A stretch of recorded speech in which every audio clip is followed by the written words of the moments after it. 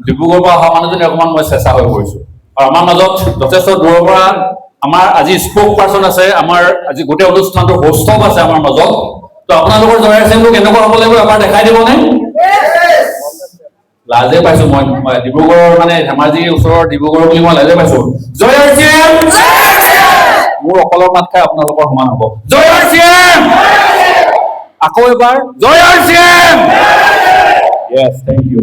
সকলোকে ধন্যবাদ জ্ঞাপন কৰিছো মোৰ নাম কল্যাণ গগৈ ঘৰ মোৰ ডিব্ৰুগড়ত আৰু বাই প্ৰফেশ্যন মই ভাৰতীয় ৰেল বিভাগৰ এজন চাকৰিয়াল আৰু এই চাকৰি সূত্ৰে মই আৰচিএম নামৰ ব্যৱস্থাটোৰ লগত জড়িত হৈছিলোঁ আৰু এই জড়িত হৈ ব্যৱস্থাটোৰ জৰিয়তেহে মই আপোনালোকৰ মাজলৈ আহিছোঁ আজি যদি মই ইয়াত চাকৰিয়াল মানুহ আছেনে কোনোবা যদি আছে ষ্টিল চাকৰিয়াল এজন আছে যদি চেণ্ট্ৰেল ভালকে ডাঙক হাতখন আপোনাৰ কোনে খুজি লৈ নাযায় কেইবাগৰাকী আছে চাকৰিয়াল আপোনালোকৰ আমাৰ এই চাকৰি লাইফৰ যিটো চিনাকি চাকৰি লাইফৰ চিনাকি মই চাকৰিয়াল ৰেলৰ চাকৰিয়াল বুলি আপোনালোকে মোক কোনোবাই চিনি পায় নেকি পাইছে নেকি কিন্তু আৰচিএম বুলি কোৱাৰ কাৰণে চিনি পাইছে নে নাই পোৱা আজি মোৰ যিটো পৰিচয় ৰেলৰ চাকৰি হিচাপে পৰিচয় নে আৰচিএমৰ এজন এছ'চিয়েট বায়াৰ হিচাপে পৰিচয় য়েছ তেতিয়াহ'লে আমি আৰচিএমৰ এই যি আমাক পৰিচয় দাতা যিটো ব্যৱস্থা যি ব্যৱস্থাৰ জৰিয়তে মই আপোনালোকৰ আগত এখন মাত মাতিবলৈ সমৰ্থন হৈছো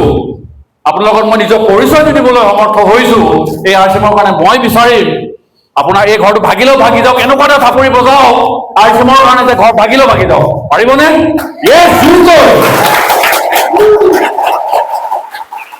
থেংক ইউ সকলোকে ৱেলকাম কৰিছো আমাৰ লখিমপুৰ ডিষ্ট্ৰিক্টৰ যথেষ্ট সংখ্যক এছ'চিয়েট বায়াৰ আছে ধেমাজিৰ যথেষ্ট সংখ্যক এছ'চিয়েট বায়াৰ আছে ডিব্ৰুগড় মোৰ নিজৰ জিলাখনত যথেষ্ট সংখ্যক এছ'চিয়েট বায়াৰ আছে লগতে আমাৰ ওচৰৰ আৰু এখন জিলা হ'ল চৰাইদেউ যথেষ্ট সংখ্যক এছ'চিয়েট বায়াৰ আমাৰ মাজত আছে কিন্তু তাৰ মাজতে মই জানিব বিচাৰিম আৰু আমাৰ যিটো পৰম্পৰা সেই পৰম্পৰা মই জানিব বিচাৰিছো যে আমাৰ মাজত আজি প্ৰথমবাৰৰ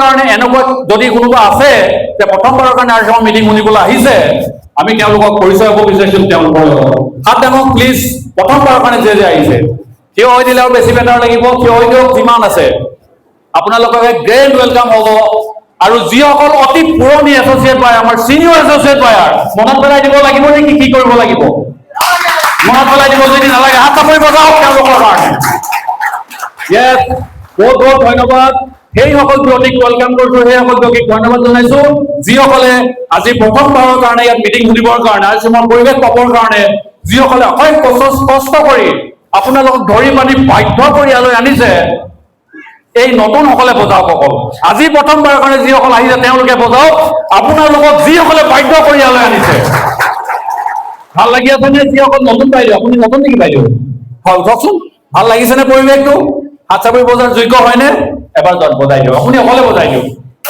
য়েছ থেংক ইউ খুব ভাল লগা পৰিৱেশ আৰু লগতে আমাৰ পৰিচয় হৈ গ'ল মোৰ নিজৰ পৰিচয় দিলোঁ আৰু আজি আমাৰ যিটো প্ৰমোচন আমাৰ যিটো প্ৰগ্ৰেম হ'বলৈ গৈ আছে আপোনালোকে নিশ্চয় গম পাইছে এটা মাইণ্ডছেটৰ প্ৰগ্ৰেম হ'বলৈ গৈ আছে আমাৰ ইয়াত আৰু মাইণ্ডছেটৰ কিহৰ প্ৰগ্ৰেম আপুনি যদি মিলেনিয়াৰ হ'ব পাৰে মিলেনিয়াৰ হ'ব পৰাৰ এটা মাইণ্ডছেট আমি গঢ়িব লাগিব এই মাইণ্ডছেটটো গঢ়িলেহে আমি আমাৰ যিটো যাত্ৰাপথ আমাৰ যে যাত্ৰাপথত পাবলগীয়া যিমানবোৰ অবষ্টেকলছ থাকিব বাধা থাকিব প্ৰতিৰোধ থাকিব সেই প্ৰতিৰোধবিলাকক আমি পাৰ কৰি যাব পাৰিম আৰ ইউ ৰেডি আপোনালোকে নিজৰ মাইণ্ডছেট যিটো নিজৰ মানসিকতা সেই মানসিকতা গঢ়িবলৈ ৰেডি নে য়েছ তেতিয়াহ'লে আটাইতকৈ ভাল এটা কাম কৰিব লাগিব এইটো কি হয় সকলোৱে জানিছে আৰু যিসকলে আৰচিএমৰ লগত জড়িত হৈ আছে তেওঁলোকে নিশ্চয় জানে যে মোবাইলটো কি কৰিব লাগিব অলপ সময়ৰ কাৰণে কি কৰিব লাগিব বন্ধুসকল মোবাইলটো কি কৰিব লাগিব অলপ সময়ৰ কাৰণে সাইলেন্ট মোডত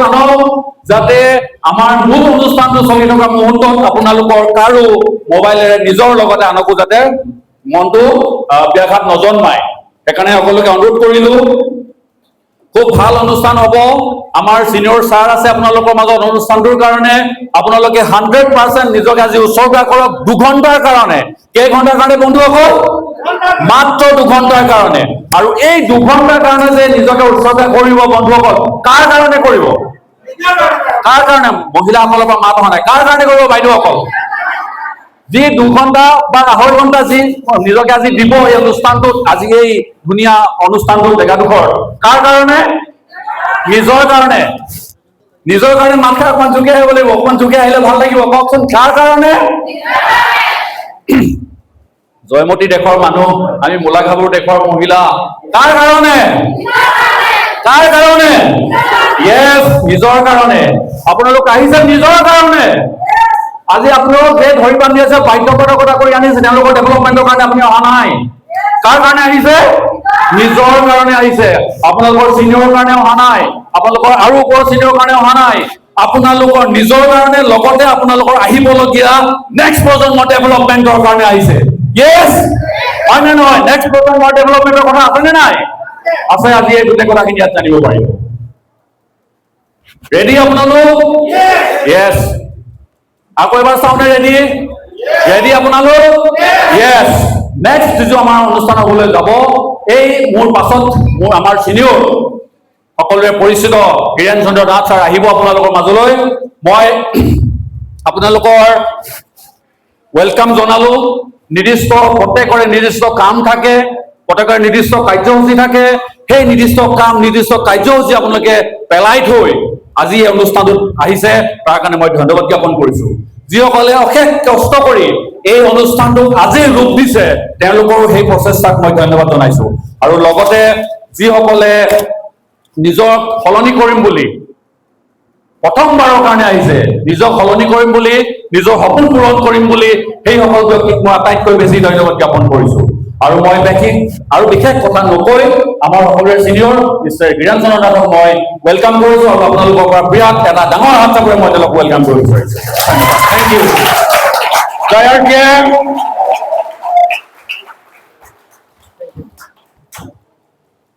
Yes.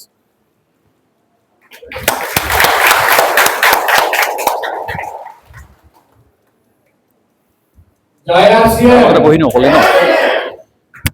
জয় আরসিএম।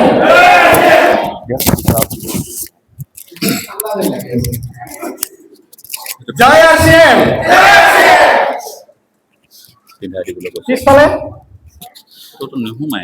পিছফালে ঠাণ্ডা লাগিছে যদি ফেন কেইখন বন্ধ কৰি দিম। পিছফালৰ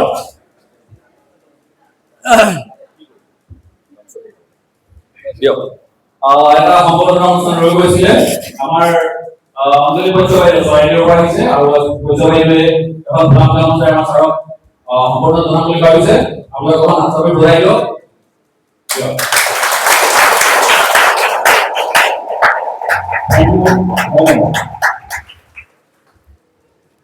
বহুত বহুত ধন্যবাদ আপোনালোক সকলোকে। পিছফালে মই ঠাণ্ডা লগাৰ কথা কৈ আছিলো, পিছফালে ঠাণ্ডা লাগি আছে নেকি? হেল্ল', এবাৰ আগে পিছে সৱে বাৱে সকলোৱে একেবাৰে মিলি জোৰদাৰ একবাৰ হাত চাপৰি এটা বজাই দিব, জোৰদাৰ। থেংক ইউ, বহুত বহুত ধন্যবাদ। প্ৰথমতে আজিৰ এই প্ৰগ্ৰামটোত আমাৰ মাজত আমাৰ সুদূৰ গুৱাহাটীৰ পৰা আমাক মটিভেট কৰিবৰ কাৰণে, আমাক সফলতাৰ শিখৰলৈকে লৈ যাবৰ কাৰণে বহু কষ্ট কৰি আমাৰ মাজত মিষ্টাৰ অৰুণজ্যোতি শৰ্মা ছাৰ আমাৰ মাজত আহি উপস্থিত হৈছেহি। তেখেতক আমাৰ আজিৰ এই প্ৰগ্ৰামলৈকে স্বাগতম জনাইছো, ৱেলকাম জনাইছো, আৰু আপোনালোকৰ ফালৰ পৰা এটা ধুনীয়া এটা হাত চাপৰি বিচাৰিছো। ছাৰলৈকে ৱেলকাম থাকিল, স্বাগতম থাকিল। লগতে আজিৰ এই প্ৰগ্ৰামত উপস্থিত যিসকল নতুন ব্যক্তি, একেবাৰে নতুন, আজি প্ৰথমবাৰৰ কাৰণে উপস্থিত হৈছে, তেওঁলোককো মই ৱেলকাম কৰিছো, স্বাগতম জনাইছো। যিসকল বহু কষ্ট কৰি এই প্ৰগ্ৰামটো আজি এৰেঞ্জ কৰিছে, তেওঁলোককো মই বহুত ধন্যবাদ, ৱেলকাম, আৰু এবাৰ দিল খুলি হাত চাপৰি এটা আপোনালোকৰ পৰা বিচাৰিছো।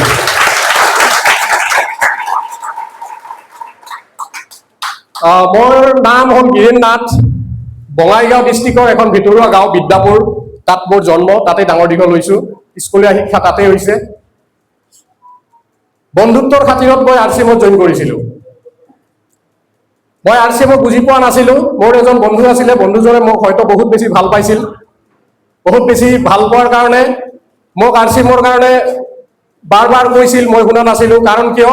কাৰণ মই RCM কৰাৰ আগতে ভাৰতীয় ৰেলৱে বিভাগত এটা সৰু চাকৰিত মই জইন কৰিছিলোঁ আৰু যেতিয়া চাকৰি আছিলে চাকৰি থকাৰ কাৰণে মই আচলতে বেলেগ কিবা কাম কৰিম বুলি বেলেগ নেটৱৰ্ক শব্দটো কোৱাৰ লগে লগে যেহেতু নেটৱৰ্ক শব্দটো কোৱাৰ লগে লগে মোৰ গাৰ নোমবিলাকে থিয় হৈ গৈছিল কিয় কাৰণ সেইটো সময়ত বহুতো এনেকুৱা নেটৱৰ্ক কোম্পানী আমাৰ মাজলৈকে আহিছিলে আমাৰ সেই বঙাইগাঁও চাইডত আহিছিলে আৰু 2 মাহ 4 মাহ 6 মাহ থাকি কোম্পানীবিলাক হেৰাই যায় গতিকে নেটৱৰ্ক কোৱাৰ লগে লগে মই একদম বুজি পোৱা নাছিলোঁ আৰু কৰা নকৰিম বুলি মই সিদ্ধান্ত লৈছিলোঁ কিন্তু সেই বন্ধুজনে মোক ব্লেকমেইলিং কৰি ক'ব গ'লে এই চিষ্টেমলৈকে লৈ আহিছিলে আৰু গুৱাহাটীত এখন ডাঙৰ মিটিং হৈছিলে সেই মিটিংখনত মোৰ তেতিয়া চাকৰি আছিলে তেতিয়া শিৱসাগৰ ডিষ্ট্ৰিক্ট বৰহাট বুলি কয় বৰহাটত মোৰ পষ্টিং আছিলে তাৰে পৰা মোক গুৱাহাটীলৈকে তেওঁ ব্লেকমেইলিং কৰি লৈ গৈছিলে আৰু সেই প্ৰগ্ৰামটো যোৱাৰ পিছত প্ৰথম অৱস্থাত মই একেবাৰে নিগেটিভ হৈ গৈছিলোঁ তাত সন্মুখত থিয় হোৱাৰ লগে লগে এইটো কাৰণে যে মই গেটত থিয় হোৱাৰ লগে লগে মোৰ পকেটৰ পৰা সেই সময়ত 2007 চনত মোৰ পকেটৰ পৰা 50 টকা মোৰ বন্ধুজনে লৈছিলে আৰু 50 টকাটো যেতিয়া লৈছিলে তেতিয়া মোৰ বহুত দুখ লাগি গৈছিলে ভিতৰত যে মিটিং শুনিবৰ কাৰণে মই 50 টকা দিব লাগে জীৱনত কেতিয়াও দেখা নাই কেতিয়াও শুনা নাই আপোনালোকৰো আজি বহুতৰে হৈছে চাগে ইয়েছ হৈছে নে হৈছে কাৰ কাৰ হৈছে এবাৰ হাত থিয় কৰাব নেকি মোৰ নিচিনা কোন কোন আছে ইয়াতে এবাৰ হাত থিয় কৰাব বঢ়িয়া বাইদেউ এগৰাকী আছে বাইদেউ দুগৰাকীমান আছে মনত দুখ লাগি আছে নহয় বেয়া লাগি আছে যিয়ে আপোনাক লৈ আহিছে তেওঁৰ হয়তো ভিতৰে ভিতৰে গালি পাৰি আছে আৰু মই গালি পাৰি আছিলোঁ প্ৰায় আধা ঘণ্টা 1 ঘণ্টা গালি পাৰি আছিলোঁ কিন্তু মোৰ জীৱনৰ সেইদিনাখনে টাৰ্নিং পইণ্ট আছিল মোৰ জীৱনৰ সেইদিনাখনে হয়তো টাৰ্নিং পইণ্ট আছিল সেই মিটিংখনত মই সোমোৱাৰ পিছত মোৰ বহুত এনেকুৱা লাগি আছিলে তাৰ পিছতে মই সিদ্ধান্ত ল'লো মোৰ ঈশ্বৰে মোক এটা কিবা শক্তি দিলে যে ক'লে যে ষ্টেজৰ সন্মুখৰ পৰা মানুহবিলাকে কৈ আছে যে 1 ঘণ্টা সময় ইয়াত থাকিব লাগিব আপোনালোকে পাৰিবনে মই মনে মনে ভাবিলোঁ 1 ঘণ্টা যদি ইয়াত থাকিবই লাগে কিয় মই মনটো বেয়া কৰোঁ নষ্ট কৰোঁ তেতিয়া মই ভাবিলোঁ যে নহয় মই এনজয় কৰোঁ কাৰণ মই পিছফালে আছিলোঁ যেতিয়া ইয়াৰ পৰা একবাৰ হাত চাপৰি বজাব কয় মই পিছফালৰ পৰা 10 বাৰ বজাই দিওঁ মই এনজয় কৰাত লাগি গ'লো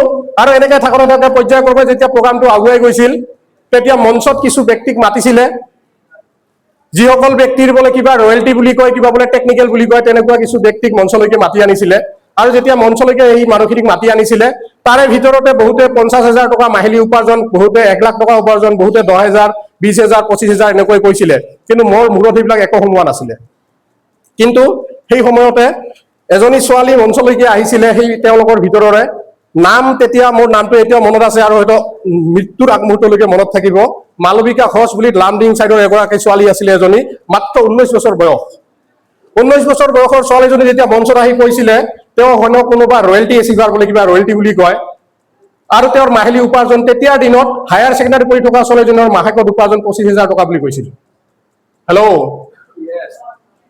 আৰু মোৰ দৰমহা তাৰ আধাও নাছিলে তেতিয়া মানুহে কয় ৰেলৰ চাকৰি খুব ভাল চাকৰি দৰমহা পাতি খুব ভাল কিন্তু সেই সময়ত চাকৰিৰ ইমান দৰমহা নাছিলে তেওঁ যিমান পোৱা বুলি কৈছিলে সিমান নাছিলে আৰু যেতিয়া তেওঁ 25,000 টকা উপাৰ্জন পাওঁ বুলি কৈছিলে তেতিয়া মোৰ ইয়াত ধাক্কা লাগি গৈছিলে মই এনজয় কৰাও পাহৰি গ'লো মই মোৰ বন্ধুজনৰ লগত কেলকুলেশ্যন কৰিছিলোঁ 50 টকাৰ বিনিময়ত তেওঁক বাহিৰত ওলাই 200 টকা খৰচ কৰিম এইবিলাক কেলকুলেশ্যন মোৰ কৰি থোৱা আছিলে চব কেলকুলেশ্যন নাইকিয়া হৈ গ'ল মোৰ মূৰত ঈশ্বৰে এটা বস্তু ভৰাই দিলে যে এই ৰাৰচিঙৰ ভিতৰত নিশ্চয় কিবা নহয় কিবা এটা আছে য'ত নেকি এজনী 19 বছৰ বয়সৰ ছোৱালী হায়াৰ ছেকেণ্ডাৰী পঢ়ি থকাৰ সময়তে তেওঁৰ ঘৰত 25,000 টকা মাহিলী উপাৰ্জন আহিব পাৰে তেনেকুৱা শক্তি ইয়াত ভিতৰত আছে হেল্ল' আৰু সেইদিনাখনে সেই মুহূৰ্ততে ঈশ্বৰে মোক কিবা এটা শক্তি দিছিলে মোক ভাবিবলৈ এটা ঈশ্বৰে কিবা এটা ভাবিবৰ কাৰণে মোক এটা শক্তি দিছিলে আৰু মই ভাবিছিলোঁ আৰু মই তেতিয়া মোৰ থিংকিং মোৰ যিটো ভিতৰৰ যিটো ভাৱনা সেই ভাৱনাটোৰ পৰিৱৰ্তন হৈ গৈছিল আৰু মই ভাবিছিলোঁ যে নহয় আজি মই ঘৰত গৈ ইয়াৰ পৰা ঘৰত গৈ মোৰ বন্ধুজনৰ লগত মই বহিব লাগিব RCM নো কি হয় RCMত কেনেকৈ 25,000 টকা মাহিলী উপাৰ্জন আনিব পাৰি RCMত কেনেকৈ ৰয়েলটি ইনকাম পাব পাৰি ৰয়েলটি মানে কি গোটেইবিলাক কথা মোৰ মনত আহি গ'ল মোৰ প্ৰশ্নৰ ওপৰত প্ৰশ্ন অহা আৰম্ভ হৈ গ'ল আৰু সেইদিনাখন মই ঘৰত গৈছিলোঁ আৰু ঘৰত গৈ মোৰ বন্ধুজনৰ লগত বহিছিলোঁ বিচনাত একদম ক্লজ বন্ধু যাক আমাক টায়াৰ টিউব বুলি কয় দুইজন বন্ধু আৰু সেইকাৰণে মোক ব্লেকমেইলিং কৰিছিল বুজি পাইছে নহয় সেইজন বন্ধুৰ লগত বহি মোক প্লান বুজিছিলোঁ তেওঁক কৈছিলোঁ তেওঁ মোক কৈছিলে নহয় প্লানটো ইমান দিন বুজাই আছোঁ মই একো বুজা নাছিলোঁ আৰু সেইদিনাখন মই সিদ্ধান্ত লৈছিলোঁ যে RCM যদি মই কৰিব লাগে তেনেহ'লে একমাত্ৰ মই ৰয়েলটিৰ কাৰণে RCM কৰিম মোৰ ঘৰতে যাতে 25,000 টকা মাহত উপাৰ্জন আহে তাৰ কাৰণে মই RCM কৰিম হেল্ল' বুজি পাইছে আৰু মই সিদ্ধান্ত লৈছিলো কেৱল ৰয়েলটি পাম বুলি, কেতিয়া ৰয়েলটি পাম বুলি নহয়, মই ৰয়েলটিৰ কাৰণে 25,000 টকাৰ কাৰণে মই সিদ্ধান্ত লৈছিলো। মোৰ বন্ধুজনক মই সুধিছিলো যে মই যিহেতু চাকৰি কৰো, পাৰ্ট টাইম কৰিব লাগিব, অলপ চলপ কৰিব লাগিব, আৰু মই য'ত থাকো তাত মোৰ চিনাকি মানুহ কোনো নাই, মোৰ ঘৰৰ মানুহ গাঁৱৰ মানুহ কোনো নাই, চব নতুন মানুহ হয়, সকলোখিনি নতুন মানুহ, মই কৰিবলৈ কিমান সময় লাগিব? মোৰ বন্ধুজনে মোক তেতিয়া কৈছিলে তুমি যদি তেনেকে কৰা তেনেহলে তোমাৰ হয়তো 2 পৰা 3 বছৰ সময় লাগিব ৰয়েলটি পাবৰ কাৰণে। আৰু মই অলপ দীঘলীয়া সময়টো বাছি লৈছিলো যে মই 3 বছৰ কাম কৰিম, 3 বছৰৰ ভিতৰত মই ৰয়েলটি আনিম, ৰয়েলটিৰ কাৰণে মই কাম কৰিম, আৰু এই 3 বছৰত যদি মোক কোনোবাই বাধা দিয়ে তাৰ পিছতো মই ৰয়েলটিৰ কাৰণে কাম কৰিম, আৰু এই 3 বছৰৰ ভিতৰত যদি মোৰ ঘৰত ৰয়েলটি নাহে তেনেহলে ঈশ্বৰ নহলে যমদূতক যদি পঠিয়াই দিয়ে তাৰ পিছতো মই আৰু আৰ্চিভ নকৰিম। হেল্ল', মই তেনেকুৱা সিদ্ধান্ত এটা লৈছিলো, আৰু সেই সিদ্ধান্ত লৈ মই কাম ষ্টাৰ্ট কৰিছিলো। মোৰ নিজৰ মাজত মই কিছুমান অংক কৰিছিলো তেতিয়া। মই এনে সায়েন্সৰ আছিলো, সেইকাৰণে অলপ অংক চংক টিউচন কৰাইছিলো, সেইকাৰণে অংক কৰি ভাল পাওঁ, কিন্তু জীৱনৰ অংক কেতিয়াও কৰি পোৱা নাই। সেইদিনাখন মই জীৱনৰ অংক কৰিছিলো, জীৱনৰ লগত অলপমান নিজকে অলপমান তুলনা কৰিছিলো, নিজকে অলপমান ভাবিছিলো, আৰু মই ভাবিছিলো যে মই 3 বছৰ RCM কৰিলে মোৰ জীৱনত কি কি ক্ষতি হ'ব। মই যোগ বিয়োগ কৰিছিলো, মই দেখিছিলো যদি মই RCM কৰো তেতিয়াহলে মই RCMৰ চাবোন ঘঁহিব লাগিব, যদি RCM নকৰো তেনেহলে ঘঁহিব নালাগিব নেকি? মই নিজকে সুধিছিলো। তেতিয়াও মই চাবোন ঘঁহিব লাগিব, RCM কৰিলেও চাবোন ঘঁহিব লাগিব, নকৰিলেও ঘঁহিব লাগিব। RCM কৰিলেও মোৰ ঘৰত গধূলি ৰাতিপুৱা ধূপকাঠি জ্বলিব, RCM নকৰিলেও জ্বলিব, কৰিলেও জ্বলিব। RCM নকৰিলেও মানুহৰ লগত কথা পাতিম, RCM কৰিলেও মই মানুহৰ লগত কথা পাতিম। হেল্ল', য়েছ। আৰু আটাইতকৈ ডাঙৰ কথা, RCM কৰিলে মোৰ বয়স বাঢ়িব, RCM নকৰিলে মোৰ বয়স নাবাঢ়িব নেকি? আপোনালোকৰ বাঢ়িব। মই নিজকে প্ৰশ্ন কৰিছিলো, ময়ো তেনেকে ভাবিছিলো যে মোৰ বাঢ়িব। RCM নকৰিলেও যদি মোৰ বয়স বাঢ়ে, RCM কৰিলেও যদি বয়স বাঢ়ে, পাৰ্থক্য একোৱেই নাই, পাৰ্থক্য, জিৰ' পাৰ্থক্য কোনো নাই। মোৰ জীৱনত RCM কৰা আৰু নকৰাৰ মাজত কোনো পাৰ্থক্য নাই, কিন্তু এটা পাৰ্থক্য মই বিচাৰি পাইছিলো। কি পাৰ্থক্য জানে? কওনে? যদি RCM কৰো তেনেহলে মোৰ ঘৰলৈকেও 3 বছৰৰ ভিতৰত মাহেকত 25,000 টকা মোৰ একাউণ্টলৈকে আহিব পাৰে। এই সম্ভাৱনাটো মোৰ বিশ্বাস হৈছিলে, আৰু মই সেই বিশ্বাসক বুকুত বান্ধি লৈ কাম ষ্টাৰ্ট কৰিছিলো। সেই বুকুত বান্ধি লৈ, বিশ্বাসক বুকুত বান্ধি লৈ মই কাম ষ্টাৰ্ট কৰিছিলো। বহুত ঘাত প্ৰতিঘাতৰ, সেই সময়ত প্ৰডাক্ট নাছিলে, সেই সময়ত পিকআপ চেণ্টাৰ নাছিলে, দোকান নাছিলে। মোৰ য'ত পষ্টিং আছিলে তাৰে পৰা 60 কিলোমিটাৰ দূৰত দোকান আছিলে। বৰহাটৰ পৰা তিনচুকীয়া 60 কিলোমিটাৰ, এখন লোকেল পেচেঞ্জাৰৰ বাহিৰে তাত যাতায়াতৰ কোনো ব্যৱস্থা নাই। আৰু তেনেকৈ কাম ষ্টাৰ্ট কৰিছিলো। আজি আৰু মই দীঘলকে পাতিব খোজা নাই, তেনেকে ষ্টাৰ্ট কৰিছিলো। আৰু ঈশ্বৰৰ কৃপাত মই টাৰ্গেট কৰিছিলো 36 মাহৰ কাৰণে ৰয়েলটি ইনকামৰ কাৰণে, মাহেকত 25,000 টকাৰ কাৰণে। মোৰ আহিছিলে, মোৰ ডেট অফ জইনিঙৰ পৰা 27 মাহত মোৰ ৰয়েলটি আহিছিলে। হেল্ল', ইনকাম আহিছিলে, মোৰ টাৰ্গেট আছিলে 25,000 টকা ইনকামৰ টাৰ্গেট আছিলে। মোৰ ঘৰত ইনকাম আহিছিলে, প্ৰথম ৰয়েলটি ইনকাম 36,000, 36,000 টকা। বিচাৰেনে আপোনালোকে? আজিকালি 36,000 টকা ক'লে কোনো এক্সাইটেড নহয়, সেইকাৰণে হাত চাপৰিও নাই, হয়নে নহয়? লাগেনে? কমচে কম 36 লাখ টকা মান পালে ভাল হয়। য়েছ, RCM আজি তাকেই শিকাব আহিছে আমাৰ মাজত ছাৰে। ইয়াত লিখা আছে মিলিনিয়াৰী মাইণ্ডছেট ট্ৰেইনিং সেশন। য়েছ, কেনেকৈ আমি এজন মিলিনিয়াৰ হ'ব পাৰো তাৰ মাইণ্ডছেটটো আজি লৈ যাব লাগিব ইয়াৰ পৰা। আৰু মই মাইণ্ডছেটটো লৈছিলো সেইদিনাখন। টাৰ্গেট কৰিছিলো 36 মাহৰ, 27 মাহত কাম কৰিছিলো মাত্ৰ 19 মাহ, বাকী কেইমাহ আপলাইনে কৰি থৈ দিছে আগতে। 27 মাহত ৰয়েলটি আহিছিলে, এক মাহৰ উপাৰ্জন 36,000। আপোনালোকে কোনে কোনে বিচাৰে ৰয়েলটি? হেল্ল', কোনে কোনে ৰয়েলটি বিচাৰে? বিচাৰে? যিসকলে বিচাৰে, যদি নিজৰ নিজৰ হাত আছে এবাৰ থিয় কৰাব প্লিজ। আৰু যাৰ যাৰ হাত নাই তেনেহলেতো আৰু উপায় নাই। ঠিক আছে, ৰয়েলটি বিচাৰে? এবাৰ নিজৰ সফলতাৰ কাৰণে, জীৱনত বেলেগৰ কাৰণে হাত চাপৰি বহুত বজাইছে, বজাইছে নে নাই? বজাইছে নে নাই? কেতিয়াবা কৰবাত ভাল কিবা এক্টিং দেখিছে, বজাইছে। কোনোবাই ভাল ডায়লগ মাৰিছে, বজাইছে। কৰবাত নেতাই আহি বজাইছে। আজি নিজৰ কাৰণে এবাৰ জোৰদাৰ হাত চাপৰি বজাই দিয়ক, জোৰদাৰ। বহুত বহুত ধন্যবাদ আপোনালোকক। কিন্তু মই আজি আপোনালোকক এগৰাকী ব্যক্তিৰ লগত মই আপোনালোকক চিনাকি কৰাই দিব বিচাৰিছো। যিসকলে মোক আগতে লগ পাইছে তেওঁলোকে জানে মই RCM কৰি আছো বুলি। য়েছ, হয়নে? কিন্তু আচলতে মই যদিও RCM কৰি আছো, মই যদিও আপোনালোকৰ মাজলৈকে আহো, কিন্তু আচলতে যিটো RCMৰ কোড, RCMৰ যিটো নম্বৰ, সেই নম্বৰটো মোৰ নহয়। মই সেইগৰাকী ব্যক্তিক আজি আপোনালোকৰ মাজত লগ কৰাই দিব বিচাৰিছো, যিগৰাকী ব্যক্তি যদি মোৰ জীৱনত নাথাকিলেহেঁতেন তেনেহলে হয়তো এনেকৈ বাহিৰত ওলাই গৈ মই কাম কৰিব নোৱাৰিলোহেঁতেন। হয়তো আপোনালোকৰ মাজত আহিব নোৱাৰিলো হয়, বিভিন্ন ঠাইলৈকে যাব নোৱাৰিলো হয়, সকলো মুহূৰ্ততে প্ৰতিটো মুহূৰ্ততে মোৰ পৰিয়ালৰ পৰা আৰম্ভ কৰি মোৰ সকলোখিনি যিয়ে মোক ছাপৰ্ট কৰি আছে, সহায় কৰি আছে, সেই ব্যক্তিজনক মই আপোনালোকৰ লগত আজি চিনাকি কৰাই দিব বিচাৰিছো। হেল্ল', বিচাৰে? চিনাকি হ'ব বিচাৰে? বিচাৰে? আৰু তেওঁ আন কোনো নহয়, মোৰ সহধৰ্মিনী চিনিয়ৰ নিজৰা। তেওঁ কাম কৰি আছে, খুব সুন্দৰভাৱে কাম কৰি আছে। কিশোৰ যেতিয়াৰে পৰা আহিছে তেতিয়াৰে পৰা তেওঁ এক্টিভলি মোতকৈ বেছি এক্টিভ, মোতকৈ বেছি কাম কৰি আছে। সেইগৰাকী মহিলা আজি মোৰ লগত আহিছে। আপোনালোকৰ এবাৰ জোৰদাৰ হাত চাপৰিৰ মাজত মই মিছেছ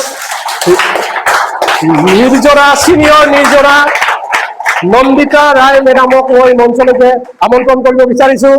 এবাৰ আপোনালোকে নিজৰ নিজৰ ঠাইত থিয় হৈ ল'ব আৰু এবাৰ দিল খুলি হাত চাপৰি বজাব, দিল খুলি এবাৰ হাত চাপৰি বজাব। এইগৰাকী মোৰ সহধৰ্মিনী, যিগৰাকী মহিলা নাথাকিলে মোৰ জীৱনত আজি মই আপোনালোকৰ মাজলৈকে ধেমাজি নিচিনা এখন ঠাইৰ মাজত আহি মঞ্চত কথা পাতিবলৈ মই সুযোগ নাপালোহেঁতেন।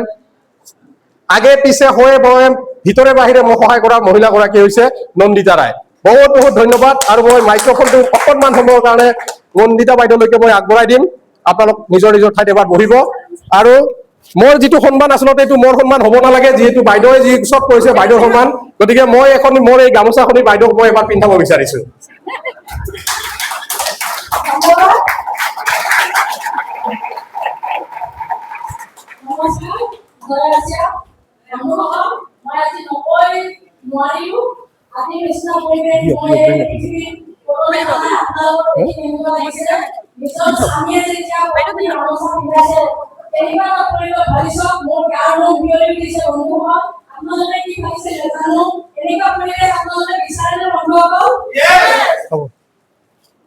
নমস্কাৰ, মই আৰু বেছি নকওঁ আৰু আপোনালোক ধন্যবাদ জ্ঞাপন কৰিছো। জয় শ্ৰী ৰাম। এবাৰ হাত চাপৰি বজাই দিব অঞ্জলি বৈশ্য বাইদেউৰ কাৰণে। বহুত বহুত ধন্যবাদ অঞ্জলি বাইদেউ, থেংক ইউ। আপোনালোক সময় যিহেতু নাই বাইদেউ, আপোনালোকে গামোচা পিন্ধাব খুজিছে যদি গামোচা পিন্ধাও, মাইক্ৰফোন মই দিব নোৱাৰো। কাৰণ অঞ্জলি এই নন্দিতা বাইদেউৰ পৰা আমি অলপমান শুনিব লাগিব। ইয়েছ অৰ নো? হয়নে নহয়? গতিকে মাইক্ৰফোন মই কাকো দিব নোৱাৰো এতিয়া। আপোনালোকে যদি পিন্ধাব বিচাৰিছে, আমাৰ ধুমনি বাইদেউ আহিছে, আপোনালোকে গামোচা পিন্ধাব পাৰে। ধন্যবাদ। এবাৰ হাত চাপৰি বজাই দিব জোৰদাৰ। Thank U.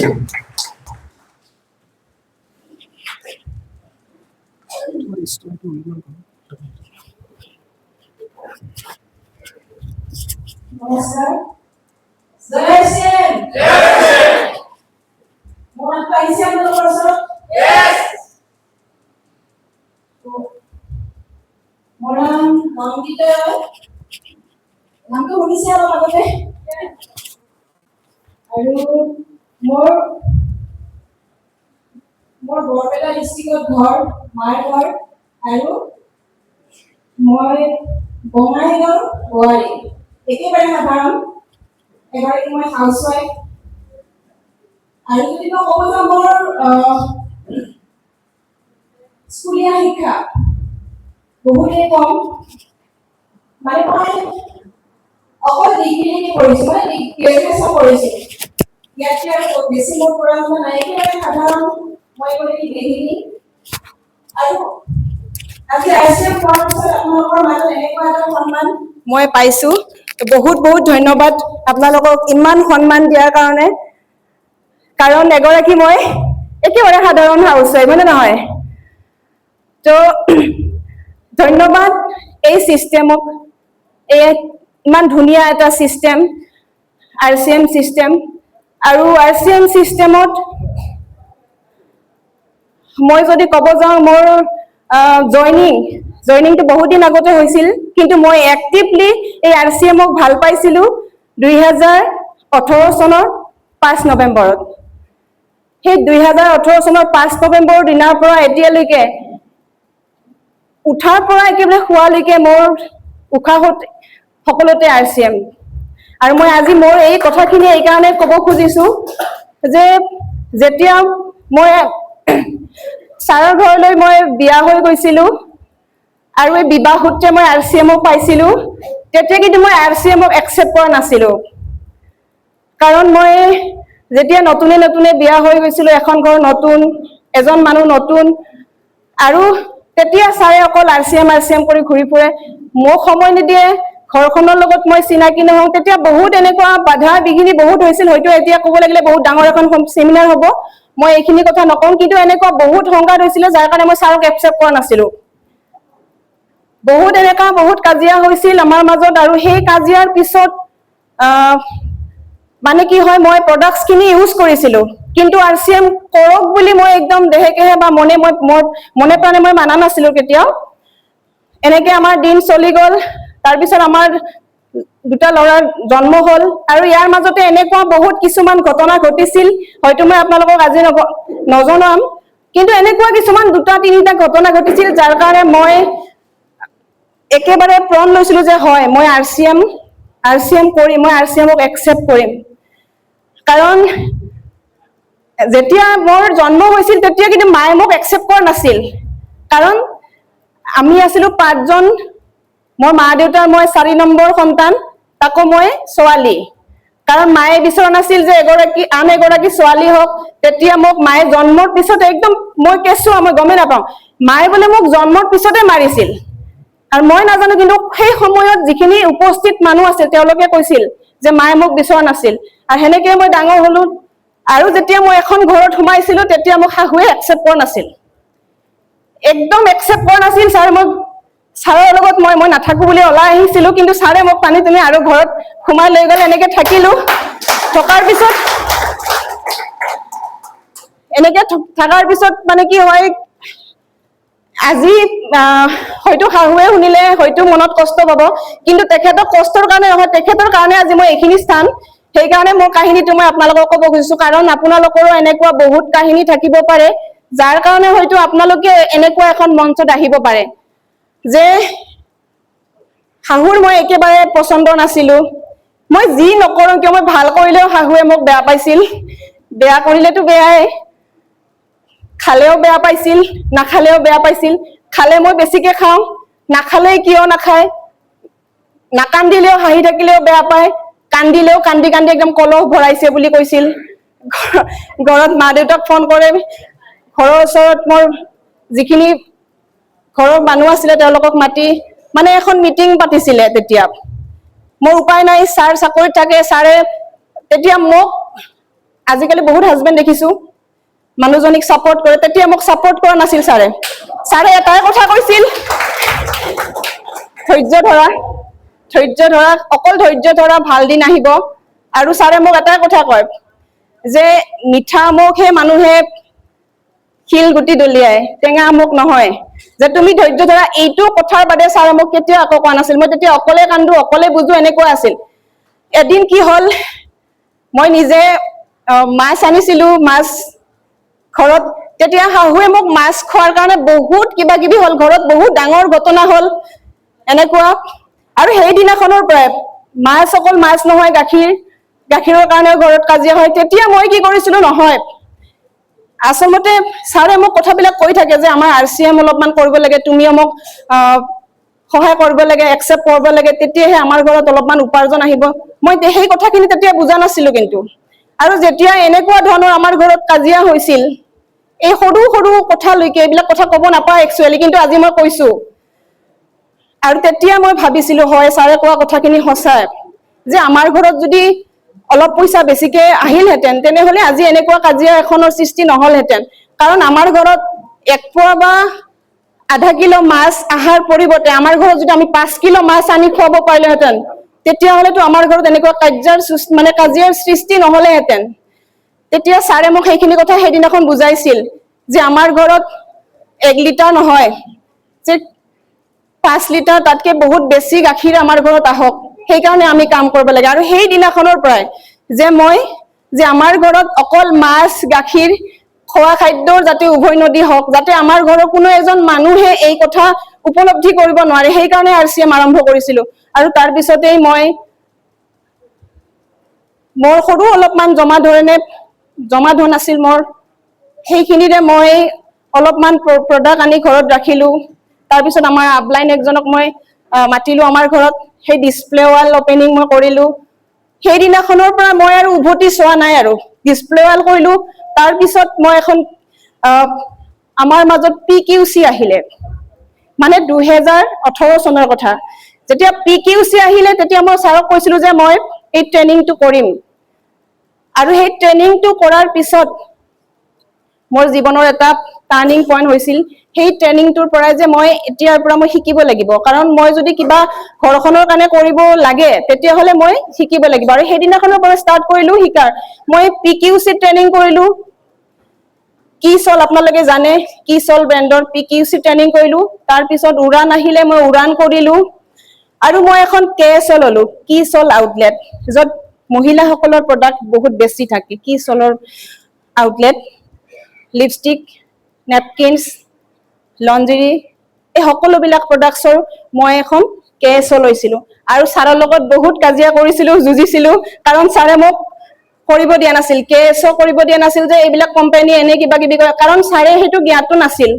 যে KSO কি হয় কিন্তু মই বুজিছিলো যে KSO কি হয় যে মোৰ কাৰণে KSO কি হ'ব আৰু তেতিয়া ছাৰক পইচা খুজিছিলো ছাৰে কৈছে পইচা নাই নালাগে তাৰ পিছত মই কিহেতু মই কৰিম ছাৰে নকৰিলেও মই কৰিম মোৰ এটা ৰেকাৰিং আছিল আৰু সেই ৰেকাৰিংটো মই ভাঙিছিলো ছাৰক নকোৱাকে ছাৰে মই যেতিয়া একদিন মিটিঙত মই এইখিনি কথা কৈছিলো তেতিয়াহে গম পাইছিল যে মই ৰেকাৰিং ভাঙি মই KSO কৰিছিলো তাৰ পিছত উড়ান আহিলে মই উড়ান কৰিলো আৰু নিৰ্জৰা কৰিলো আৰু এতিয়া আপোনালোকৰ মাজত এই মই গ্ৰীণ বেজাৰত আপোনালোকৰ মাজত চিনিয়ৰ নিৰ্জৰা নন্দিতা হৈ আছো